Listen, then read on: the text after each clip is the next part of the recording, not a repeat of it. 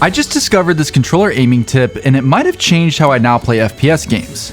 Now, one of the hardest things to do in Call of Duty or any FPS game is to win a gunfight when someone surprises you. In a perfect world, we would always get good audio and have great crosshair placement to predict where enemies will be, but the reality is this just isn't possible all the time. Sometimes we're going to get caught in a bad situation. Yet the best controller players in the world are still able to win these gunfights, and their ability to move their crosshair quickly and accurately to a target makes all the difference. You cheat! You cheated! When I first started playing Call of Duty again after 10 years, I would constantly get surprised in gunfights and lose them because I couldn't accurately move my aim to the target. I would get my aim close and put up a good fight, but with how fast the time to kill is in Call of Duty, close just doesn't cut it. Well, recently I've been doing a deep dive into target switching or flicking on controller, and I wanted to share this tip with you. Okay, if I'm in a situation where I want to move my aim from point A to point B, the movement of my thumb can really be broken down into 2 steps. The first step is a big movement to get my crosshair close to the target. And then step 2 is a series of small adjustments that I make to get my aim on target. Now, to give ourselves the best chance to win a gunfight, we want this big motion to be as accurate as possible. Because remember, time is against us in most of these situations because we are typically reacting to an enemy that has surprised us. So let's break down this big movement even further to see if we can get it more accurate. So I downloaded a program that allows me to visualize the analog stick movements of my controller. You have time on the horizontal axis and position on the vertical axis. And if I flick my thumb to a new position, the visualizer shows us that there are basically 3 distinct parts of this action. If we call the center of the thumbstick the origin, well, there's an initial attack, which is my thumb getting to the peak position away from the origin. There's a sustain, which is how long my thumb stays in that position. And then there's the release, which is when I release the tension on my thumb to allow the analog stick to go back to the origin. And what's interesting about this is I can move my thumb different ways to get from point A to point B. Let's look at 2 of them. Now, the first way looks like this. You can see there's a long attack, followed by a little bit of sustain, and then there's a long release. And this is what my thumb looked like during that flick. And now I'm going to switch targets a different way, and I want to see if you can spot the big difference. So the second time, I completely let go of the thumbstick, which shortened the release. And I think I was able to get to the target a little bit faster, although there probably is a little bit of error in this testing. But what's really interesting about this second method is when you release the thumbstick, your crosshair basically stops immediately in place. So in certain ways, it's a little bit easier to control your flicks because as soon as you take your thumb off the thumbstick, your crosshair just stops. Now, obviously the downside to taking your thumb off the thumbstick is, like I mentioned earlier, there are 2 main components of flicking. So after the big thumb motion to get close to the target, you're more than likely going to need to make some micro corrections or start tracking your target if they're moving.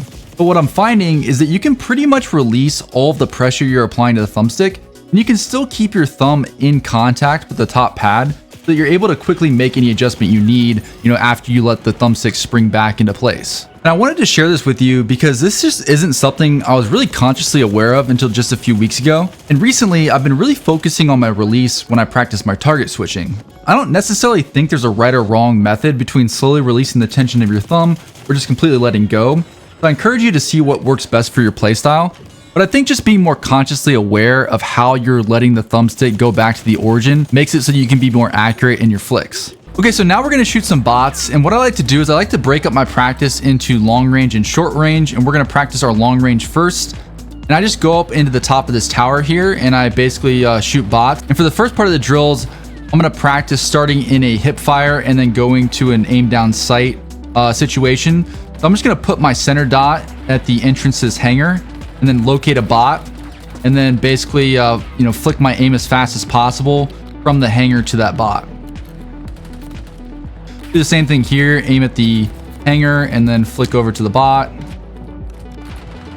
And you don't have to pick the hangar. You just want to pick basically some place of the map that you're aiming at. For instance, it could be this logo right here. And then, try to get to your bot target as fast as possible. So right here, I'm going to aim at this door and then flick my aim down to the bot. Right here, I'm just going to look at this entrance here. Okay, so instead of looking at the logo here, maybe I'll look at this this broken plane.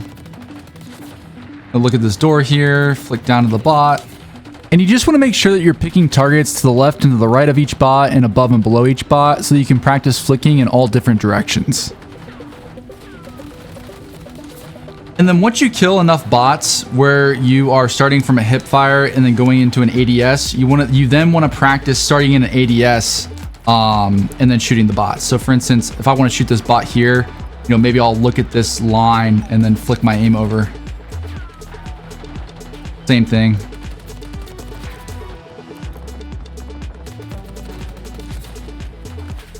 So right there, I just looked at the door and then, you know, flicked my aim over to the bot.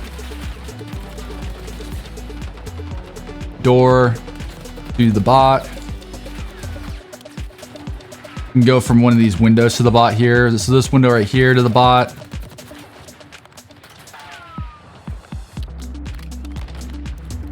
Down from this door to the bot. From the hangar to the bot. And yeah, you just want to basically repeat this as many times as you want until you feel like you've gotten a good bit of practice with it. And then now we're going to move on to some close range practice. Okay, so for close range, I like to run over to this part of the map in like the back corner because the bots do tend to spawn in pretty quickly over here. And what I'm going to do is basically I'm going to get close to the bots and I'm going to start with my aim looking at a target and then, you know, switching my aim to the bot as quickly as possible. I'm going to start off from a hip fire stance first. So I'll look at this sign and then, you know, flick my aim over to the bot. And then to kill this bot here, I'll look at this sign, flick my aim over to the bot. And look at this road sign, do the same thing. And then once you do enough of those, you'll start looking at a target while aim down sight and then flicking your aim to the bot. I'll look at this tree here, shoot the bot. Look at this box here, shoot the bot. Look at this electrical box, shoot the bot. Look at this sign, shoot the bot. Turn on ammo.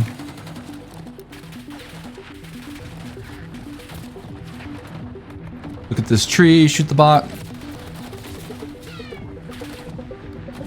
We'll look at this tree again, shoot the bot.